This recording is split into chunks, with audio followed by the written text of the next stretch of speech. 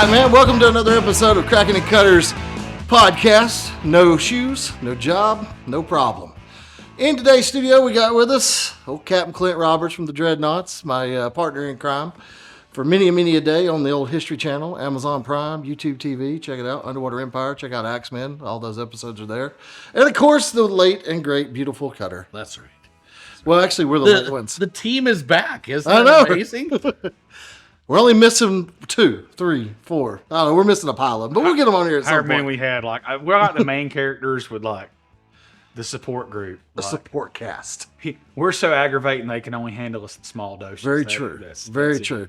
We may be the only people who ever almost got fired from TV before TV ever started. So that's a true story.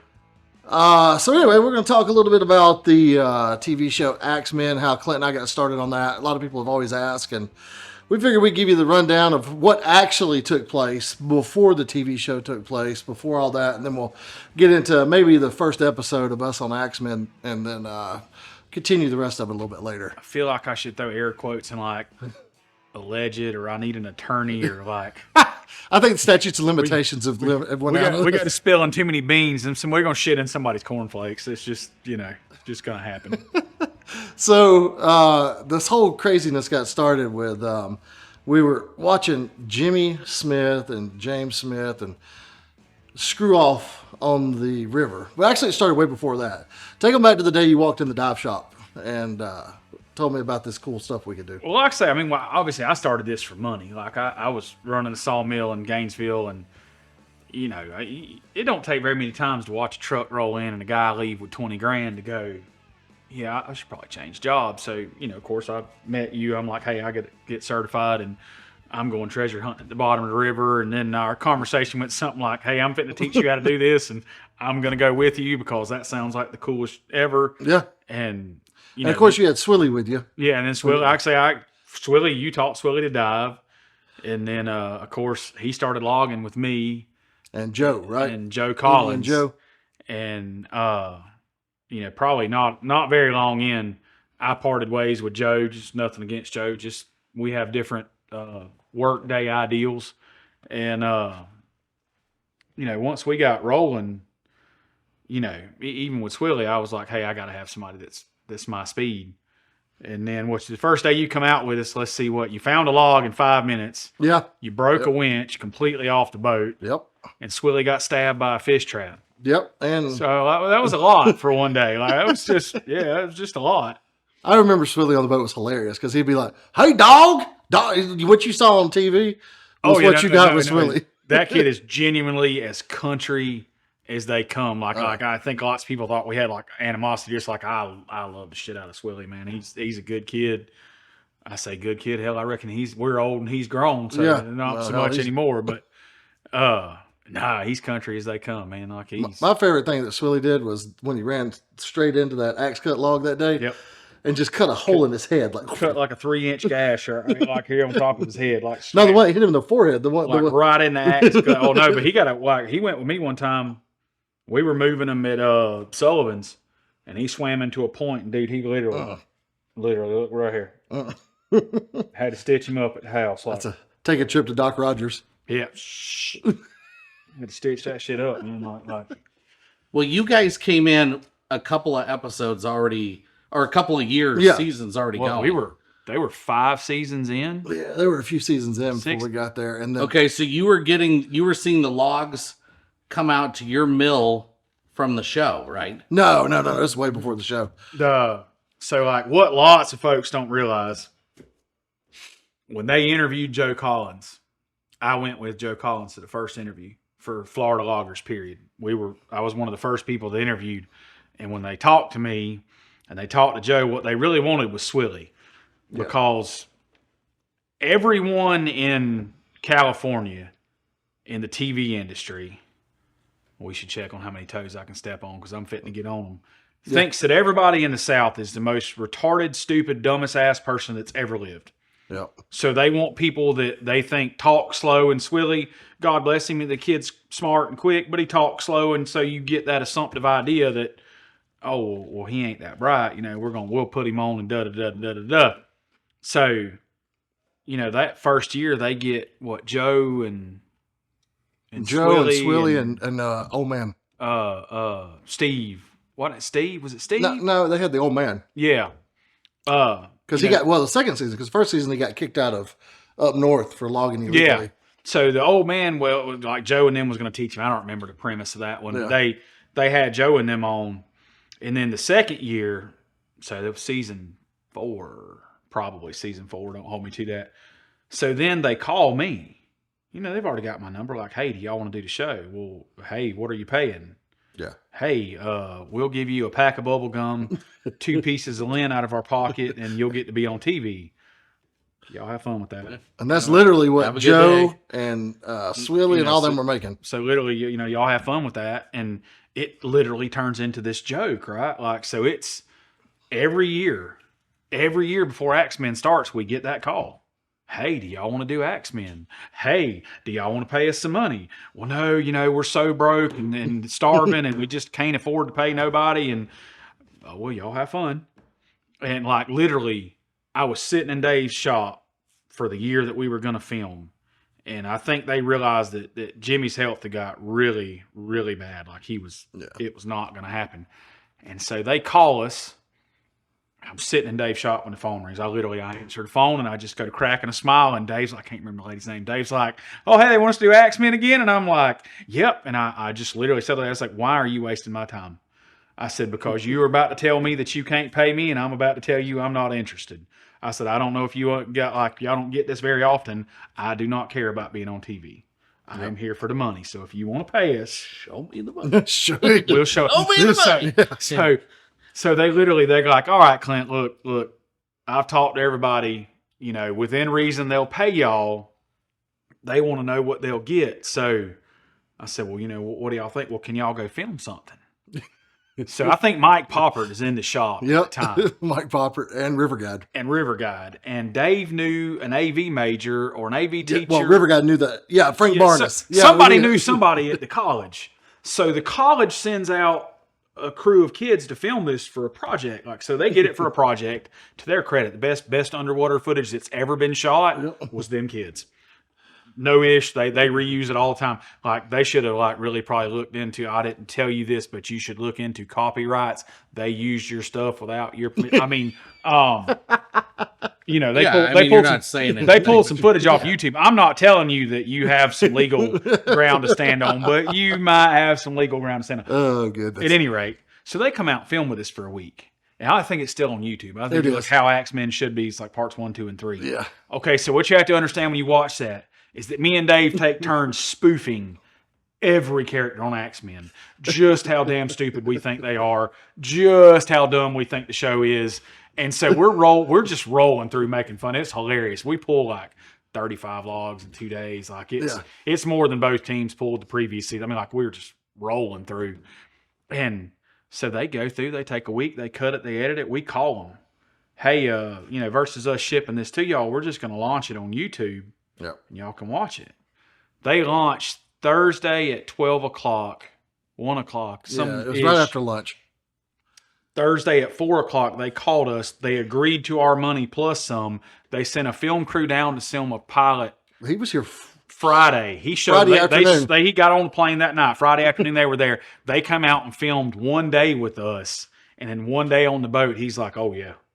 He said, y'all are absolutely made. We signed contracts on Monday. Yep. We started filming the following Monday. Yep. Now, you remember in that first episode that we were on there, you were commenting, you were like, hey, why do you have a shirt on and no shirt on? And a shirt on and no shirt on? Because they were still in the footage from that guy coming down on that Friday. Oh, okay. And they started using it. Well, I mean, it was technically they weren't stealing. Yeah, but I mean, that's what it was. It wasn't even. Yeah. They swapped our. When we started filming the first, 2-3 weeks, we just. Yeah, well, none of us knew. The way it works in film world. Same shirt, same shorts, same shoes, same same everything. Like, because if they need to Franken-cut, they can Franken-cut. So, yeah, man, we're filming and it's like hodgepodge and stuff, and it's the first year of feel out for TV and like how real things got for everyone involved quick, because like everyone thinks that everyone operates like them until they learn different. So Yeah. if I do business with you, I assume that you do business how I do business, and we're good. And if I tell you I'll do it, and so on and so forth. And TV ain't like that. No. They're dirty on purpose. They lie on purpose. They backstab on purpose. It is the grimiest, ickiest. You better have a lawyer, another lawyer, a third lawyer, and an agent. Like, and I am not kidding. When you walk into contracts and stuff, you better do it. So the first year we self-negotiate. This is how much money I want. This is what we're going to do. Y'all come on. We're having a good time. So we get down there and it's, it's real. It's a contest. Well, type A.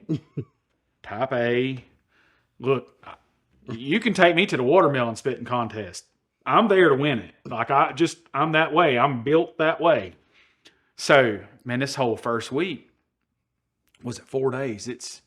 I do interviews. Dave does interviews. River Guy does interviews. How'd you get here? How'd you get started? How'd you build the boat? How'd you just the whole week? And we're like, we got to go logging. Like they're beating us. Like we just got like, what the fuck is this? Like, let's go hit the water. It got so bad on day 2. Remember, I just got butt naked and walked off the set. Yeah. Like they just like stripped down and walked off. Like just like it's getting wild up in this joint. We were bored, man. And these people, Poor Heath Orchard. Remember Yeah, him? oh yeah, dude. Poor fella. Oh, I'll get.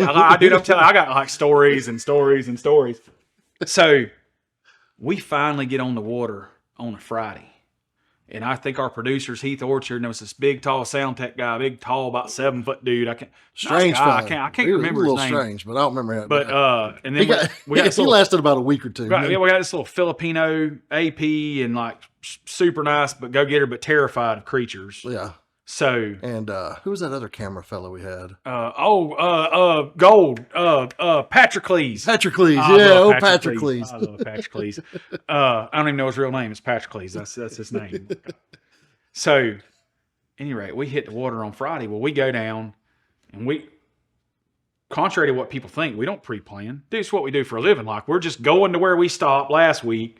We're going to start right there and start gridding out and pull logs as we go. Well, me and Dave both hit almost simultaneous on logs. So we get up, me and Dave's hand signaling, and I'm like, I got one. And Dave's like, I got a big one. And I'm like, well, we'll pull that one first because it's big. First log, let's look cool. So we pop it up, like we pop it up out the water. And, I'm by the boat, and the producer's asking me like all these questions about the log, and I'm answering stuff. And then I'm like, all right, just, hey, cinch it up, let's go. We got more. And he's like, why aren't you excited? And I'm like, it's a log. He's like, but this is the biggest log we've ever seen on this show. And I was like, but it's a log. And it's not that big. It's like, it's a log. But this is the biggest log. So we have this like 15-minute conversation about it's a log. Yeah. Lower it back down in the water and act all excited. Yeah. I'm gonna need you to lower this back down and be more excited when it comes up. So like I'm already like going the wrong direction. I'm ready to punch this dude right in his face. I'm like, look, man, we're gonna pull 20 more just like this. And he said, hold on, they only pulled 19 last season. I was like, they suck at their job. I don't. We're going to pull 20 more. This is just like this. This is my living. Yes. Yes. So, because we're getting paid to go do what we're already doing. So we're like, this is a great opportunity. We, by the way, have an order for logs waiting like we got to go, right? So, man, this is 3 hours. Same log. River Guide's on the boat going. I'm worried he's going to dab the damn. Yeah, you're going to have to charge the battery. God. So we finally get to the end of that. Now this is one log. Swear to God, we tied off. Dude looks at us. Now we're probably 4 miles from a boat ramp, and he goes, "All right, guys, that's a wrap. We're good for the day." Yeah. It's like 2:30 maybe. I didn't even that late. I don't. It's barely after lunch. It ain't late at all. It gets dark here at 9 o'clock. It's summertime. So this is when they get a surreal dose of what life's about to be like. I said, y'all boys planning on swimming back to the boat ramp? He said, what do you mean? I was like, we have a job, which is this.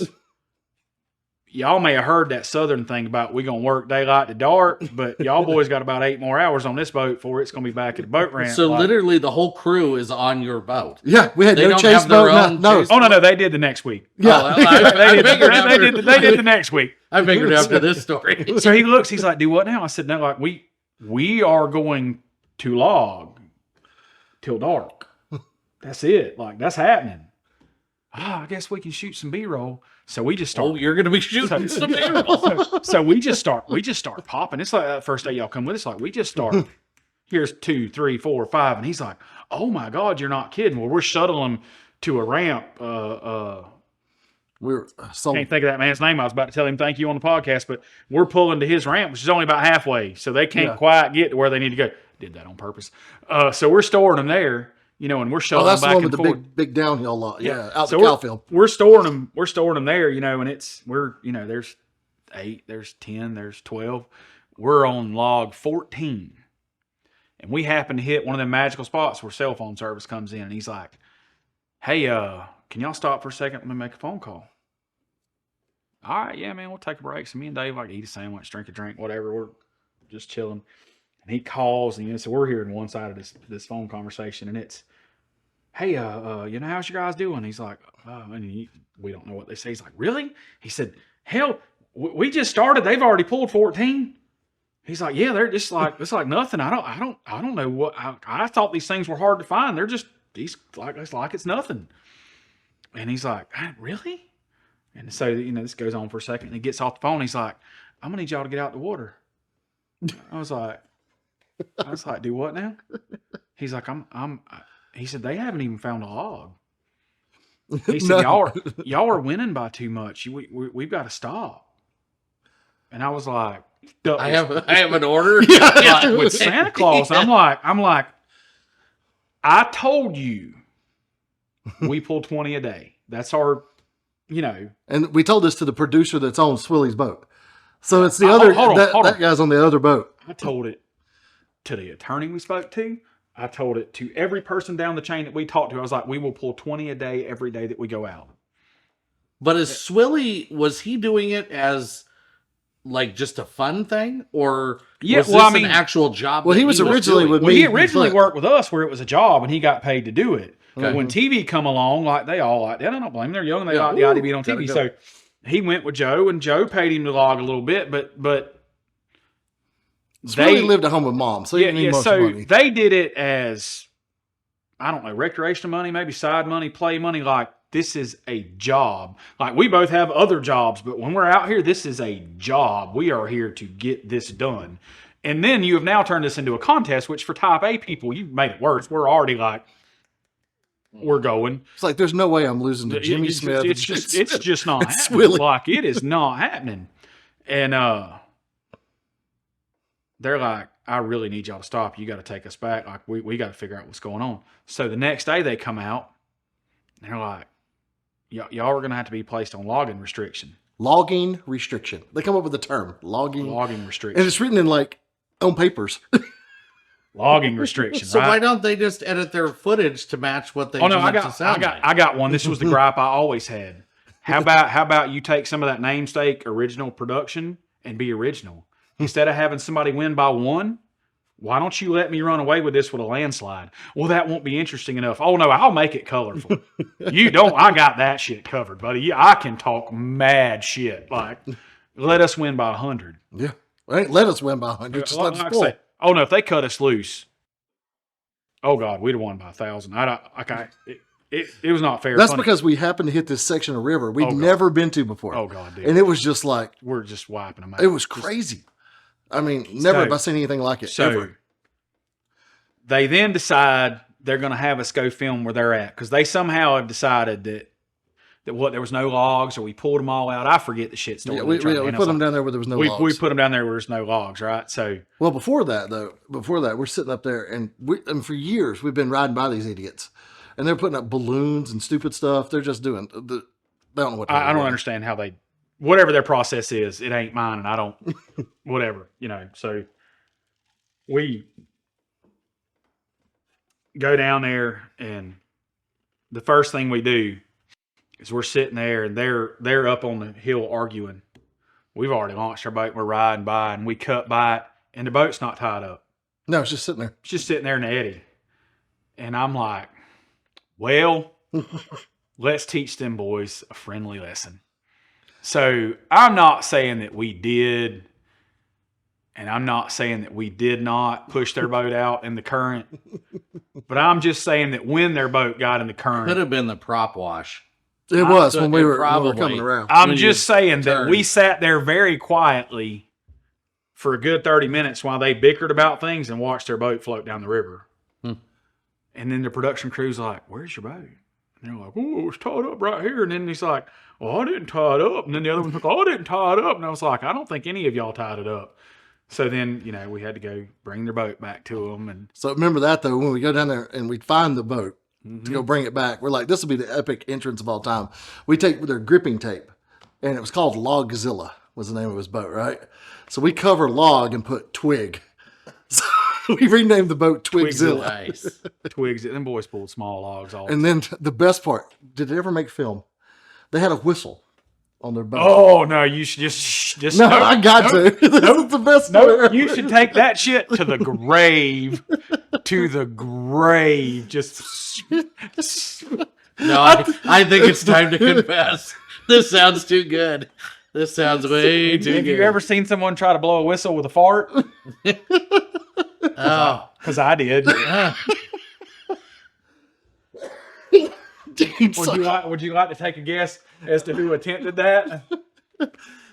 No. Oh my God! So they would blow this whistle when they find a log, and I don't know why. That's the whistle's just there, and I'm like, "Well, yep, it's about time." And so we had to. We blew the whistle from the backside, right? Yeah. Right? Oh, it gets so much better. It gets so much better. So we just leave it. and we come up, and I don't know if it made film or not, but I was like, "Hey man, what's that whistle for?" And it was James Smith was like, "Oh, we do when we find a log, we build a whistle so we know where to go get it." I was like, "What's that whistle sound like?" And he's like, and I was like, "Do it again." And he's like, and I was like, "Do it louder." And he's like, yeah, this thing tastes like crap. I'm over here about to die, man. I'm just like straight about to die. He is huffing the butt whistle like you have never. So this day moves forward like we shoot all this stuff, and it's all, they set out the terms of the quote unquote log off, and the producers are concerned there ain't nothing, and we take a little ride and we go up the river, and I'm like, there's one. I'm like, they're here. I don't know what they're doing, but they're here. We put them in that section because it was less rocky and it would have been easier for Jimmy and James. Easier to Jimmy was clean, dying. concrete boat ramp, easy launch. Like, we did that to help them, not to hurt them. Was it a fact that their boat just couldn't lift? Oh no! This was they are just scared. Scared of the water. This is my favorite story, but y'all are about to watch me get angry because I get pissed off every time I tell it. It's on that first episode. We'll put it up there for people to see. It is so we get later that week. Now mind you that obviously you've been on both sides of the camera. You know what it's like to run. So imagine being on restriction and your team being so far ahead that you're paid. Your union, you're paid by the day. You're this, that, and the other. Well, imagine they tell you can't work because the team you work for is so far ahead that they're not allowed to go to work. Like, we can go pull logs for our orders because we did, and they filmed like tons of B-roll, but they weren't actually allowed to shoot that much stuff because we're just winning. And they need them to catch up. Well, they can't find no logs, and they can't find no logs. And like, it's like the second week, and their producer's named Adam Bradley, and like, that's probably the closest I come to. Well, we'll get to that funny story in a second. So we get this phone call. And we're at this point, we've pulled 112, 114 logs. These boys ain't pulled a log. Now, the river, we caught a tropical depression come through. Yeah. River's up. Not stupid up, but it's up. Like, you've been out there with us at higher water than we was working there. So this guy calls our producer. Producer puts me on the phone. This dude just goes to cussing me. Y'all done sent us down here, and there's not any logs down here, and fuck you for doing this to us, and this, that, and the other. Da-da-da. You know what? I'm going to prove it to you what a lying SOB you are. We're going to come down here, and y'all going to come to where we log, and we're going to have a mini log off. Okay. All right, then. We'll see y'all boys tomorrow. So we roll up, and like, there's me, and there's I'm violent me, and them ain't the same me's, right? So we pull up and we get out the boat. Pull up mad. And like I'm fucking angry. Like, because we got tons of logs up here. I am angry. angry. Like, you done accused me of some shit, and we're from the South, and you don't do that. So we're sitting on our boat, getting geared up. Swilly and them's out there, that yakking, running their mouth over in the corner, and their producer gets on my boat, and he goes to get in my face, and he goes to talking, and he goes to say, da-da-da-da, and this is going to be terms of bet, there ain't shit. I was like, hey, and I just put my finger on his nose, and I just pushed him backwards. I said, hey, get the fuck out of my face. I said, I will beat your ass right here on this boat ramp. You'll go to jail. I said, no, this is the good old boy system. I'll call them. I'll tell them you hit me. You'll walk out of here with a whooped ass and go to jail. I said, try me out. He's like, you ain't got to be like that at all. I said, oh, no, you done accused me of lying and doing some shit. I said, no, we on fighting terms. I said, I don't give a fuck.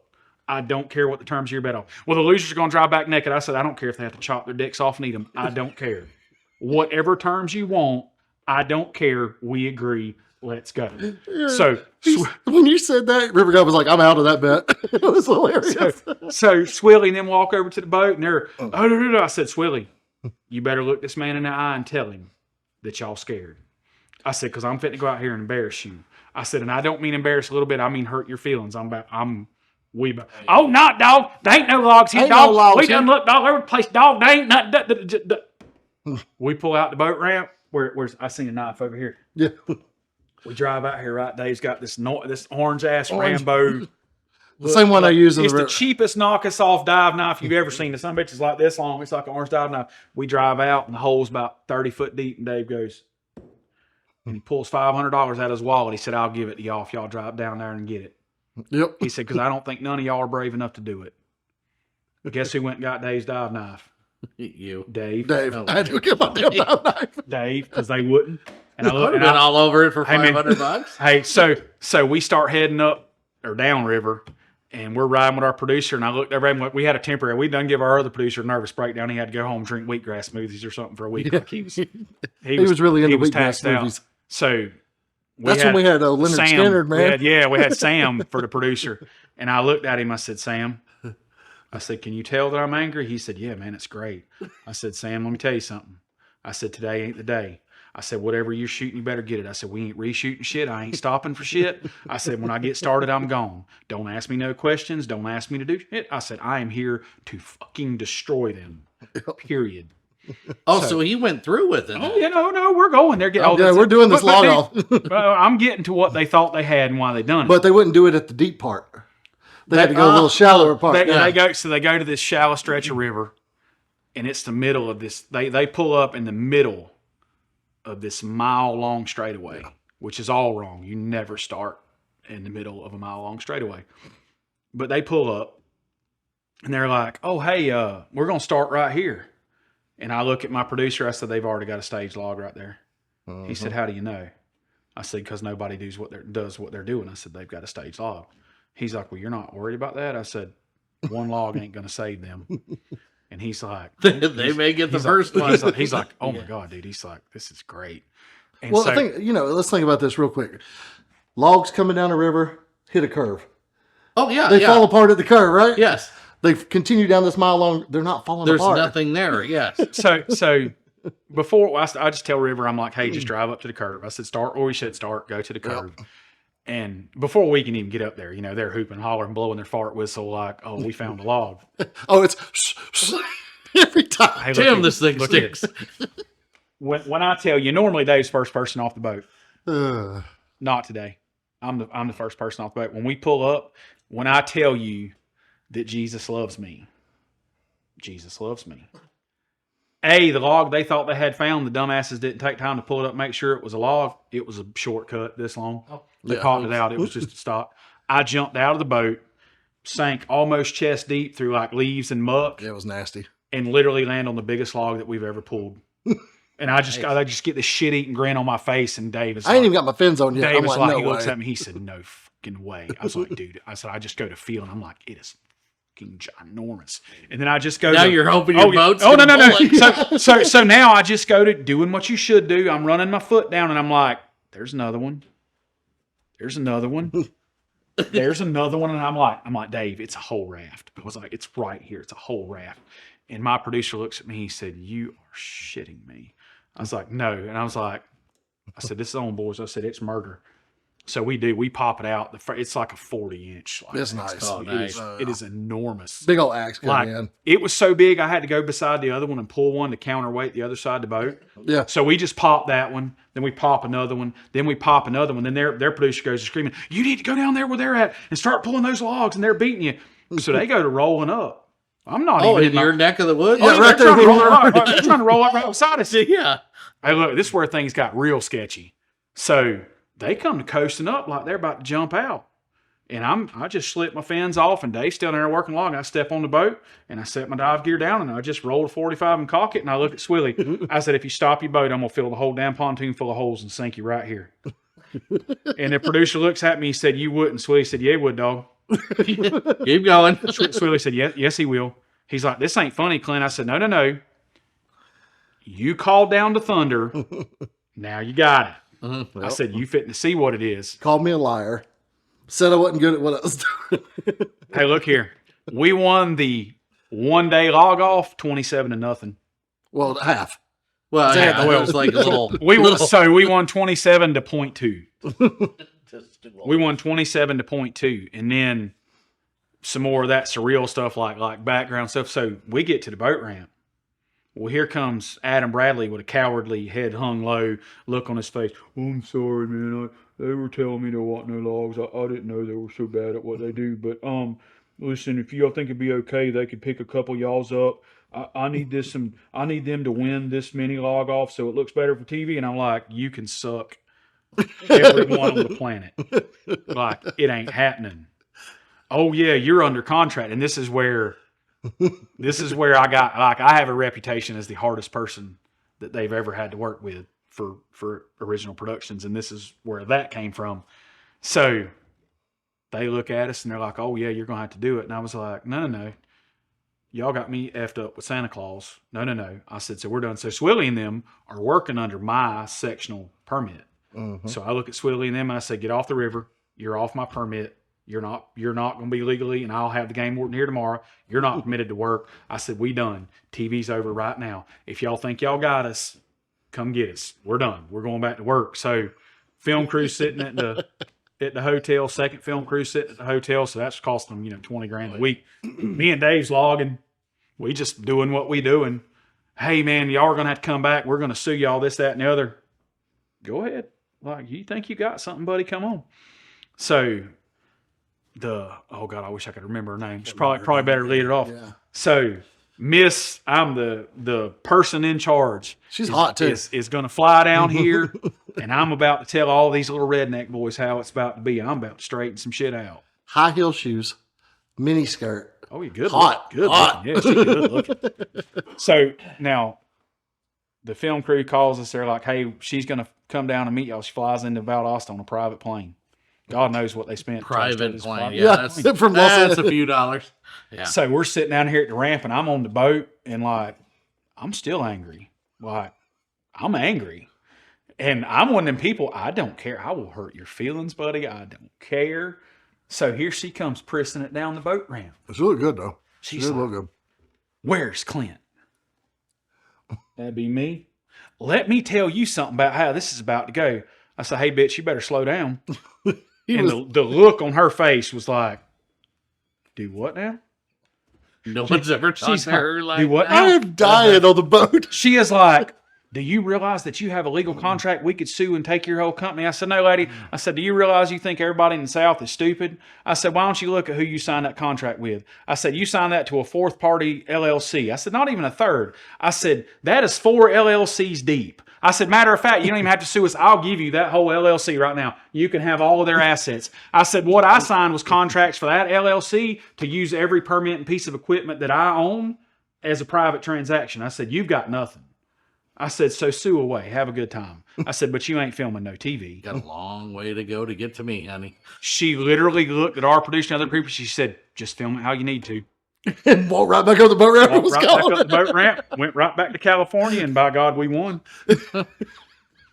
It's true. That was an expensive argument. Yet to find out that us rednecks ain't quite as dumb as you thought we were. Yeah, no. I gotta sign no contract with our real names and shit. I mean, come on, man, dude, do better. You putting my business up. You got me. Because Midford originally they wanted 30%. 30%. 30% of our business for us to be on TV. The original contract they sent us, because they thought we were too stupid to read it. Oh yeah, but do you know how many stupid people are out there that just go, I want to be famous. Yeah. Sign 100%. here. Oh, that's what I tell you. If you, wherever you are in the world, if you ever get an opportunity to be on TV, lawyer, third lawyer backing that lawyer up, and an agent. Or just call our buddy Michael London. Yeah, about there. Call Michael London. That guy's got it covered. So we go on filming throughout this whole year, and like people have no idea how ridiculous that first year was. They did not find a log. Not only did they not find a log, we brought them 4 logs so that they could just, move plan them up and down, and pick them up and down. And they lost them. They lost them. Yeah, we charged them for it. We charged them for it. They lost them. They lost those logs. We told them these 4 logs are y'all's. If you lose them, you're going to have to pay us for it. I wrote them an assessed value, had their producer sign for it. I said, hey, this is what they scale. This is what they're worth. I'm going to let y'all use them. They better be right here. Because on that mini log off, we went back, we found all those logs, brought them back, and then pulled them out and left with them. We didn't leave them I put them on the trailer next. Like, y'all are not using these to fake with. Because we had order to fill. We loaded them out that day. It's like same day that night, loaded them out. Oh yeah, dude, man, there's so much wild shit happened right here. The other one, like for Wayne called him a Monopoly man. Yeah. So like I have so many stories about like things that first year. So when they finally get through to about, I think we filmed for 14 weeks that year. Yeah, something like that, 14, 15 weeks. So finally, by awesome. About week 12, they have just decided there is no way that they can paint this that we lost. Like there's just, it ain't going to work. So and Jimmy's getting sicker and sicker. Right. So they had planned on us to lose. Not that they because we done figured out this ain't no fair contest. This is loaded. This is rigged. There ain't nothing true about this shit. And welcome to reality TV. But when you come in it thinking it's a competition, man. And I told them that after the first year, I said, what y'all should have said is, hey, this is a stage TV show. And this is what we want to do. Like instead of trying to pose it off like that it's super real. And I tell people the leeway that I give them in the TV world is that all the cool things that happen, i.e. things break, things go wrong, that's not going to happen in 14 weeks. So they have to try to recreate that because they cannot put a crew with you at $10,000 a week, 9 months out the year to hope that they catch, something good every 5th week. I get it. So some of it, we'll call it recreation of events that happen. And I get why they have to do that. But if it really wasn't a competition, you should have just told me. I mean, my price would have quadrupled, but you should have told me. So anyway, we get to week 12 and then they decide that we're just going to win. They're not even going to tell you on the log off what the score was. It goes away. The log off just goes away. And then we help Jimmy and them pull an order to help pay for some of his cancer treatment. Yeah. Right? So then we have to go out there and show these kids hey, if you stick your foot through the sand that's just on top of some leaves and actually look below that, you might find a log. So we pulled 45 the last week and was like, here, y'all, go pay for the cancer. But in the meantime, we were having to, remember we had to go and we dressed our boat up like pretty princess boat. Yeah. We hit golf balls at them. Like you want to talk about a bad week, the 2 weeks, they're for 2 weeks now, and this is why I love Patrick. Our job was to screw with them. Right. We couldn't log. We're not allowed to log. So during film time, we're just getting paid to ride around so that our crew can work. We're just doing this so our crew can work. We hit golf balls at them. We throw junk at them. I filled their boat with shrimp one day. But every day, this is where the funny part is. Every day at lunch, they're union, so they go on break. Every day at lunch. Now, we're in their neck of the river, right? After this mini log off. We're down there with them. They're talking about can't find logs. Every day at lunch. River Guide would get off and go eat lunch. Yeah. Patrocles would drive the boat, and we'd go pull logs for an hour during lunch, and we'd find 2 or 3 or 4 during lunch. And every day that dude got so angry at them, and every day we'd pull up there with 4 or 5 more logs. He's like, dude, so our guy's like, look at these thrash logs we got, man. He's like, you guys fucking suck at your job. It was so great. I love that dude. Like wherever he's at, I love that guy. But he ripped on him so bad. And it was to the point where everyone was so angry that they just can't do their job. Yeah. like, oh my God, how are you so terrible at this? And like it. The worst part for me was trying to come up with ideas of crap to do. Right. It's like, oh, we've got to invent some shit to do. I was like, we should go get 3 hot girls. Remember that? Oh God! Well, no, it was Bikini Beach Day. Bikini Beach Day. Oh, that one never made TV though. Oh yeah, it did. Did Bikini Beach? I swear to God, I think Bikini. But that was on season. That was the second season. That wasn't the first season. First season, we had the 3 girls up by the waterfall. Oh yeah, no, I didn't even go film with you on that. Oh, you didn't? No, You were like, I refused to go. I'm like, I'm married. There ain't no way. Y'all ain't putting me out. No. So I go get these. I go get these. You homeless. Oh yeah, quick. So, Yes. Oh, they were nice girls. yeah. Oh, Christian, I love it, man. Christian girl. Oh, they were awesome. They had a good time. And I'm in a smallest Speedo I could possibly find with black and pink stripes on it. Clint was not there for that one. I don't blame you. I wouldn't have wanted to see Clint was that not either. there for that one. Yes. It was like I was with 3 girls and like Yeah, me and River Guide and 3 girls. yeah, they just rode around and made fun of them. I'm just dancing, got pink boas on and stuff. I didn't know what are we gonna do? What? It was, Logging restriction. That's my favorite thing from year 1's logging restriction. yeah, Logging that was a good restriction. time for sure. But they still let you. I mean, you could go out on your. Oh, you know, we still filled So orders. how many times were they actually going with you during like your first? Oh no, season? we went every day to make sure that the crew worked. Okay. Because like I respect yeah. people that work. I'm not going to have you sit there and not get paid. Like it's not happening. We'll go do something. Yeah. Y'all can come with us, shoot B-roll. We're just going to shoot B-roll. You can shoot interviews. You can ask us, hey, what do you think's going on? Hey, whatever. You know, dude, it was just so bad. And it was like going into season 2, like I lobbied so hard to get Greg Chapman because I'm like, at least that guy, I know he knows what he's doing. Like, you know, So that's why you saw the change later on. Yeah. Where you started having competition. Yeah. So Well, that was sort of true competition. yeah, well, it later went, on. You know, and it went from being, Team A beat Team B 19-18. Okay. Instead, it started being like 50,000 board feet to 48,000 board feet. Like it started actually calling it what it was. How much you pull and like the annoyance, just the overall annoyance with the show. And I always said it, and I said it out the gate. Like, so year 2, they send us Ben Wood, who's to this day one of my good buddies. Like, oh yeah. But Ben did Ice Road Truckers and the Jesse James Show, Orange County Choppers, and he did, so he's dealt with a bunch of Monster roughnecks. Garage. Yeah, Monster Garage. So they send him because we're so hard to deal with, right? And in 2 days, he is like, man, y'all, this is great. He said, y'all are my kind of people. He said, this is, and I told Ben, I told the same producer, I said, look here, dude. I said, I know what the deal is. I know what your job is. I was like, we will do what needs to be done. I said, if you need to shoot some bullshit, just don't lie to me. Tell me the bullshit you need. We'll make it happen. We're good. We seamlessly go through year 2. Just we film like year 2 was not near the problems like we run through. Now the irony of year 2 was that by pure log count, but they did year 2 by board foot count. I think so. Yeah. Well, a cypress log is going to double a pine log almost every time because it's all good. Pine logs, you know, you've been out there with this. Like you may pull a 20-inch log, only 8 inches is good. So by the log count, we won. By the board footage count, if they'd actually done it, I don't think we won. Yeah. Now the irony of that is that we won that season. The next season, look here. We went in this new section of river. It looked like you took 5 trillion toothpicks and dumped them in an aquarium. Yeah. And the river was low, and it was, you couldn't even fake like it was hard. It was just like, there's one, there's one, there's one, there's one, there's one, there's one, there's one.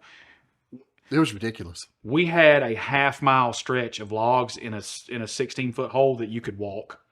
You'd be ankle deep in water. Like the pile was that big. We pulled thousands. Yeah, it was crazy. I ain't never seen nothing like it. Beat, and they in turn had a really bad year.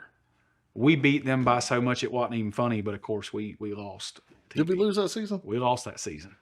I told them when they made us film like 4 takes where we won.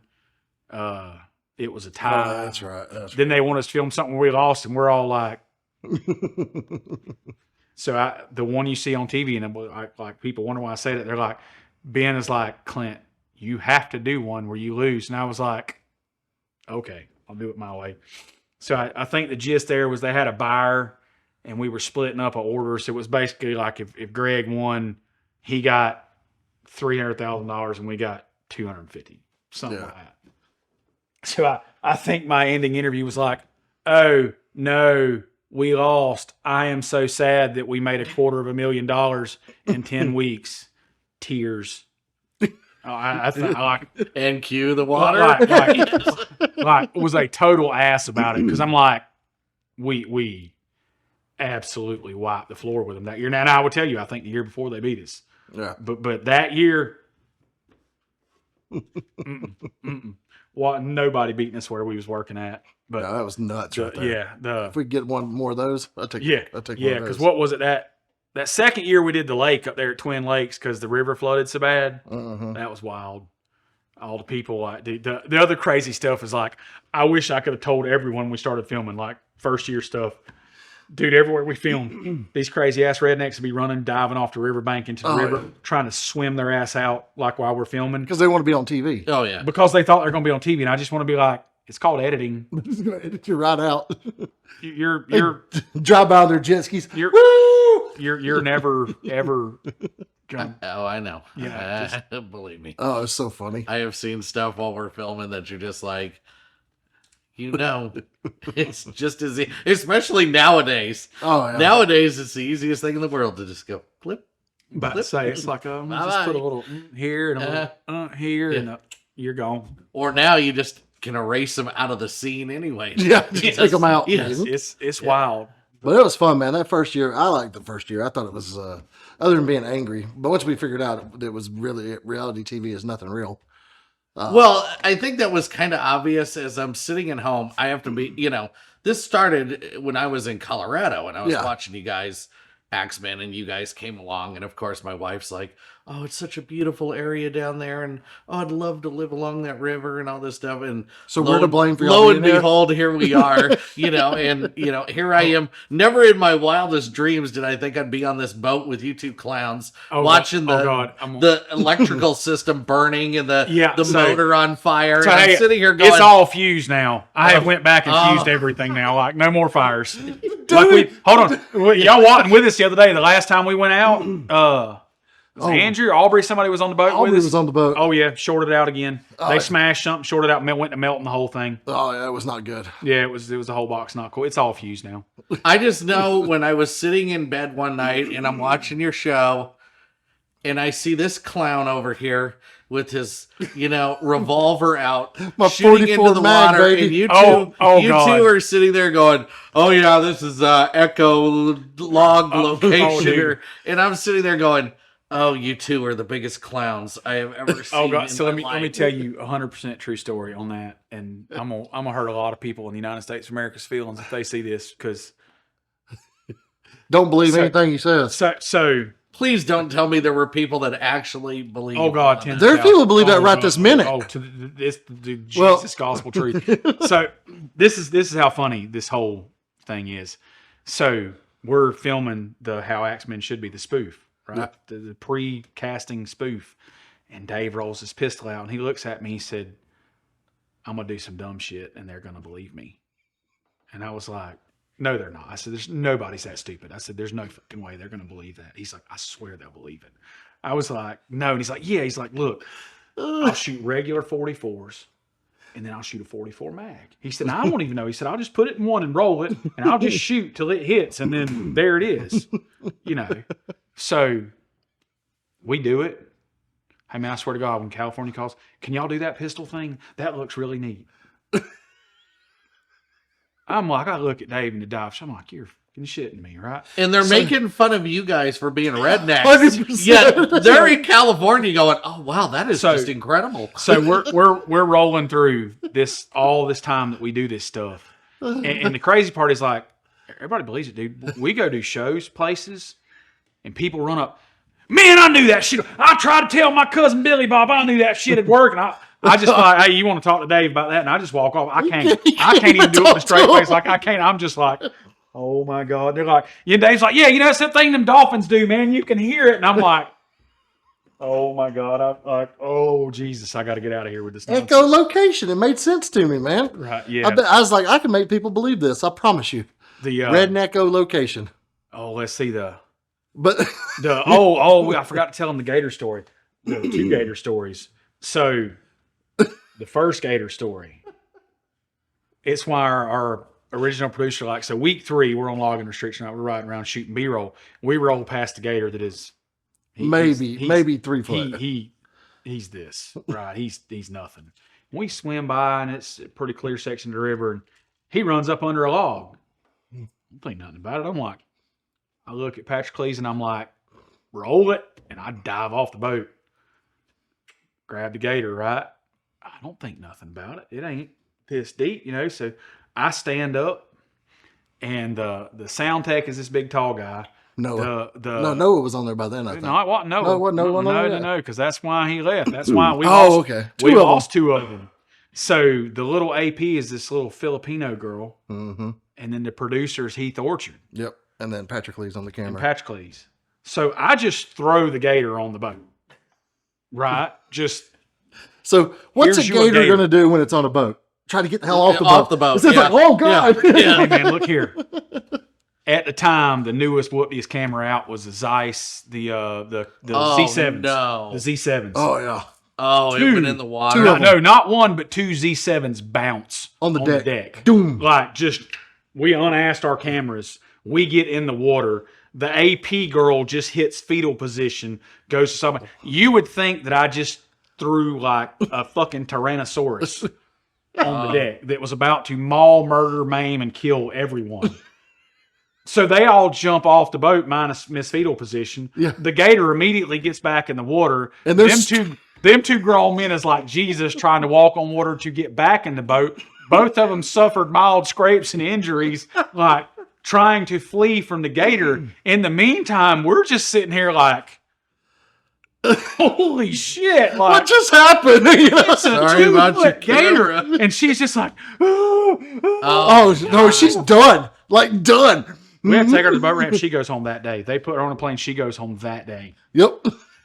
She's probably still in therapy because of you. Heath Orchard went home that Friday and had to take 2 weeks off, like drinking wheatgrass smoothies and whatever the hell, like coconut water or something. I don't know. Like he had to go get calmed down. Like you have never seen people more terrified of gators. Not in your life. You would think they were Terminators, not gators. Yeah. You know what I mean? Well, that's what I was going to ask you earlier because I figured you guys probably played some pranks. But I mean, were these guys, like everyone you dealt with, just legitimately scared they were going to get yeah, pretty much. Everybody, I think, but Noah. But so Noah, we got Noah midway through the year, and he was squared away. And then, like I say, once we got Ben in season 2, like we got a crew that we liked. Ben and Brad. And then I stipulated in my contract, that's my crew. Yep. Everybody but the AP. We have Ben, Breck, and Noah. But so we got Ben, Breck, and Noah, and they could have any AP they wanted, but we got Ben, Breck, and Noah, and man, we rocked. And like our exit interviews, like most times that's 2, 3, 4 hours. Call him up, ask Ben Wood. I'm the best exit interview guy he's ever had. He'd be like, "I got 3 minutes, Clint. Let's knock it out." Well, okay, I'm good. Yep. And that's a wrap. Well, we just roll it out. And poor old I can't wait till we get Caitlin's coming. We're going to do another one with Caitlin. I'm sorry. You're sorry. I'm sorry. No. I've never met her personally. No. She's great. She's amazing. She is a phenomenon. Let me think how to put this. If I'd have met her single, I'd have chased her till she dropped. She'd have to tell me no. She is my type of person. She is like a whole bottle of Fireball whiskey. Yep. But she gets so on top of herself trying to do exit interviews. She'd just be tripping on herself. And I'm like, so we make it worse because I'll be over there like with my nipples showing. I'm like, Caitlin. Like me and her cut the shit like we do. I love me some Caitlin. We be cutting the shit. But like, I had to sit beside her and do an interview with her. Like, hey, okay. Hey, what happened today? Well, we pulled some logs. One fell on Dave. Shit happens. We're good. He's tough. It'd be all right. She would get so on top of herself and Ben would be like, and in fairness, now some days you just get it. I've had it. Dave's had it. Like you just get a day where like you think some shit and your brain's like, he's like, I cannot recap our day. It's like brain fog. So, holy cow! Oh God, Dave's first exit interview, like oh shit, he knocked a jib over and did something. What, you stood up and told him we were the best or something, like ripped your shirt off, like he like Hulk Hogan his shirt or something. But when he did it, he caught like the jib or something, and like it. Dude, I knocked the jib over. I fell over. My pants fell down. he tripped like it was like I was laying in the mud with my butt cheeks hanging out. It was something. It was awesome. Is what it was. So since we're kind of getting close to time, tell us about that one time. Remember when the log fell on you? Do you? Oh yeah. Well, or should I say the 9 times or whatever the log fell on you? No, the time River Guy tried to kill me. Yes. Yeah. So. Well, actually, it wasn't River Guy. Was and it? I know Camera Guy. I know what a liar you are. So what I'm wondering is, was that true? What's the true story? Yeah. To give us the true story to that one. Man, look here. You ever had somebody tell you something so damn stupid? That would be Dave every time I talk to him. You just look at him and you're like, really? Like. So what had happened was. So you found that log, right? Yeah. I think Dave finds this log and we're pulling it, right? It's a big old hairy grassy log too. It was so a nasty one. So it's stuck and we're having to cantilever it. Well, the holding brake fails on the winch. No, Dave's not under the log, but a little bit when the holding brake fails. But like, I'm immediately like, we're not risking shit. Go, get it back up. I don't care, break the boat, whatever, get it up. Then Dave comes up, and I think it was right arm, like it got his right arm. Like legitimately? Like legit. It got his right arm, but not like it ain't like it broke his damn right arm. I mean, he could have got out. It just got his right, but we got it back up. And he comes up and he's like, agreedly so, what in the fuck are y'all doing? Like, because he just thought we let it go. Yeah. And I'm like, it's a holding brake failed, so it crushed him. Producer's eyes go like, oh my God, danger beat.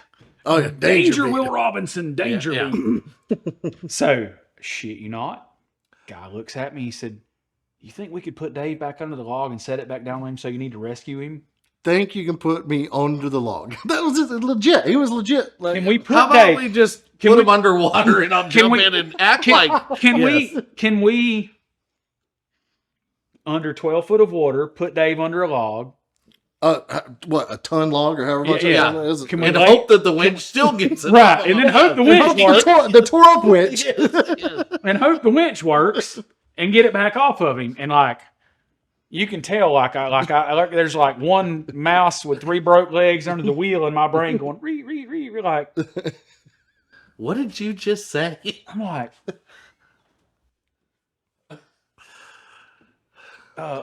come again?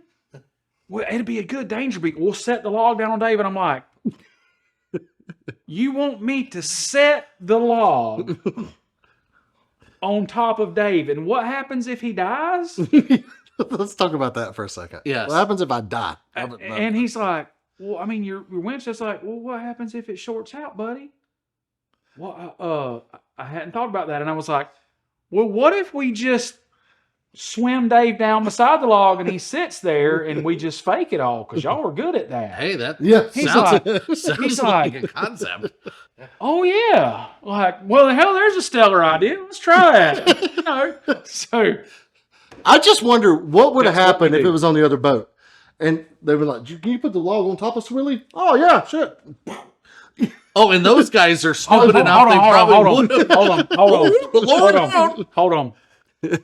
What do you mean what would have happened? You remember that time that they bought a person of a different ethnicity that couldn't swim on the boat, and then they flung his ass in the water to go swimming? I do remember that.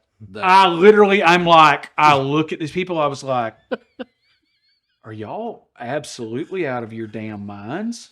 I was like, A, why are you trying to reinforce a racial stereotype?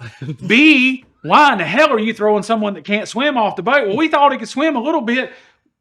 I just heard him tell you he can't swim. What part of I can't swim turned into I can swim a little bit? I can't swim means my ass can't swim. But again, we go back to the I want to be on a camera. Exactly. Can you swim? Not really. But you can be on camera. Okay, let's do it. Yeah. Dude, Olympic swimmer right here. Yes. Dude, I'm just literally like, I look at it, I'm like, they got to be shitting me.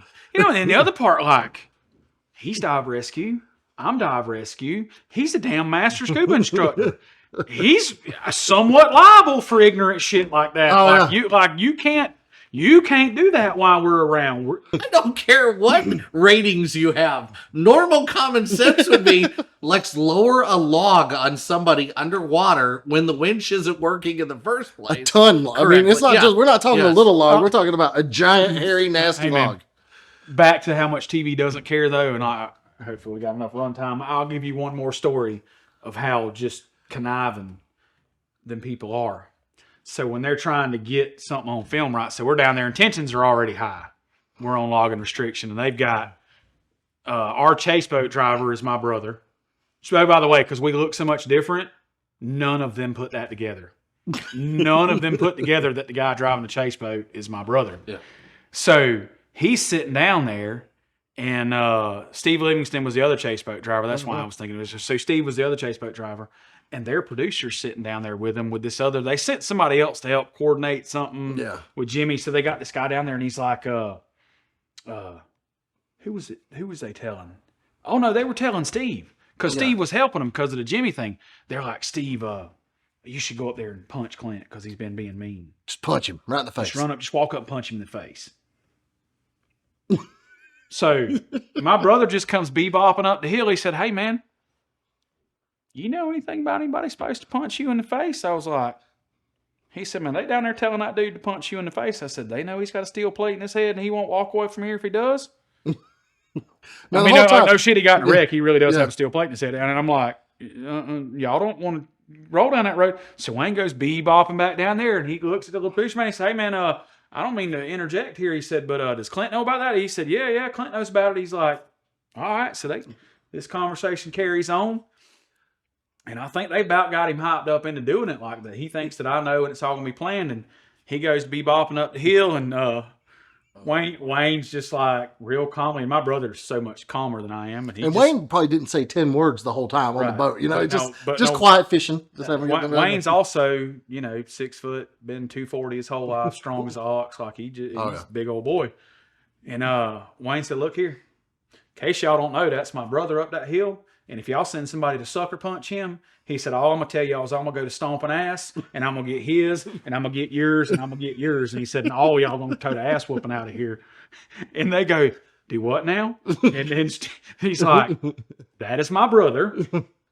If he goes up there and sucker punches him, first I'm going to beat your ass for starting it. Then I'm going to beat your ass for recording it. Then I'm going to beat his ass for doing it. And so Steve Livingston walks up. He said, man, you didn't know? I said, hell no, Steve. You'd have hit me. I'd have wore your ass out right up here on top of the hill. And they go to looking, and Wayne calls him a Monopoly. Man, dude looked just like the dude from Monopoly. Yeah, he did. Don't pass go. Don't click 200. That dude. And my brother walks back down there. He said, y'all better realize how shit works around here. He said, because this ain't it.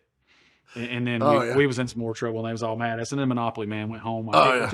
Just conniving shit, man. Just like, remember when they convinced James to punch Swilly? Yeah. Holy hey, look here, dude. Look here. They did Swilly wrong on that. They did do Swilly wrong. Dude run up and squirted alcohol in his face. And so then James Smith sucker punched him because he was so worked up, mad at Swilly. And really probably emotionally, he's just in a wreck over his dad, but, decided to take it out on Swilly. So they cut that. Was it mouthwash? I think it was mouthwash. Through mouthwash in his So they eyes. cut that. They cut that right like that James just hit him, and that was it. Look here. Little Swilly parking lot slammed him across a fucking concrete table. He ain't want no more after that. All that fight ended right there. Swilly just power bombed him. They had them old school concrete picnic tables. Yeah. I mean, this is what happened. He squirts in his face. He hits him in the face. And Swilly's standing there like... It takes him like 10 seconds to process. Yeah, he's like, wait a minute. Did he just hit me in the face? I mean, Swilly's mind was going, I think he just punched me in the face. I'm about to beat his ass. And they go to squirming a little bit then, and they're taking swings at nobody hits. And finally, Swilly gets a hold of him. Oh, it was great. Hey, look here. He power bombs his ass across that table. That's it. Oh, that was done. And then he goes, he goes, I'm going to the house. I'm getting a gun. I'm going to come back and shoot every one of you motherfucker. I didn't say that word though. Hey, look here. We're all like, and the producers were all like, they were like, freaking out. He's really going to go get a gun. What if he comes back with a gun? Meanwhile, I got a 44 Magnum on the boat and a double barrel shotgun, right? I don't care. Me, my brother, the other chase boat driver, 2 people. BJ Bass. BJ Bass, we're all just like, We all have one too. we're like, hope he shoots real good. No, but you're sitting here going, if you're going to do stupid stuff like this, Yeah. everyone should be in on this thing. Oh, yeah, 100%. Yeah. You don't just sucker punch somebody and think that there's not going to be repercussions. Oh, no. It come back full circle. He looked there. like he Dave Bautista'd him right on that concrete table. I don't know if you've ever seen, and where's my buddy Tex at? This is his coin term, the parking lot slam. I don't know if you've ever seen a bar fight where the parking lot slam occurs, but if you've ever heard the air leave a human, Yeah.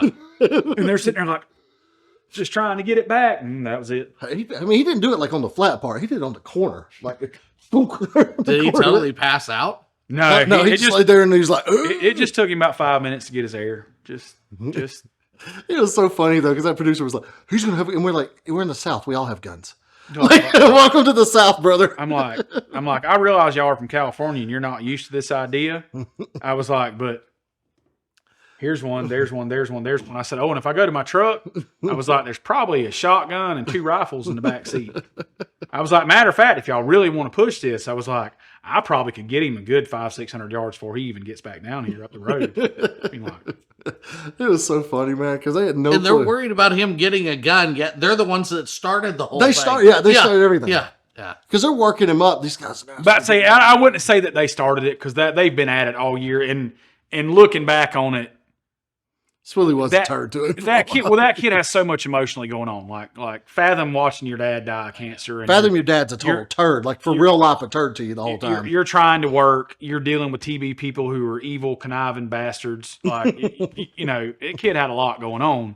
So, yeah, that was all due and coming. But yeah, that poor kid, man. But yeah, it was pretty wild. It was pretty wild. We had people try to fight us on Twin Lakes. People threatened to shoot us on Twin Lakes. They drilled holes in our boat. There was people not happy about us logging Twin Lakes at all. So we'll start back with that on the next one right there. So we'll get y'all to the Twin Lakes stories. Oh, yeah. Let me tell you, the Twin Lakes stories. It takes a lot to sink a pontoon boat. It is so hard to sink a pontoon boat, let me tell you. It's the best line I ever put on TV, though. The best line I ever put on TV. We'll talk about that one on the next one, man. Cutter, Clint, myself, we'll see you on the next one. Once again, it's the Kraken&Cutter podcast. No shoes, no job, no problem. Definitely no job. Yeah, we still have a job. Ratings come out in a week, though, so maybe we'll have one soon. Yeah. I'm still employed. You got a log mill. Yeah. It's just a bad job. Are you? Yes. My boss is an asshole. He's bragging now. He's bragging. Yeah, just my boss at the dive shop's the same way. He's an asshole. It's terrible to work with. Terrible to work with. You guys should try what I'm doing. Yeah, Film Cutter Studios. That guy. Unemployment. We can't get unemployment. Oh, that's right. That's right. We're not eligible. Just not eligible. All right. All right, we're out of here. See you guys.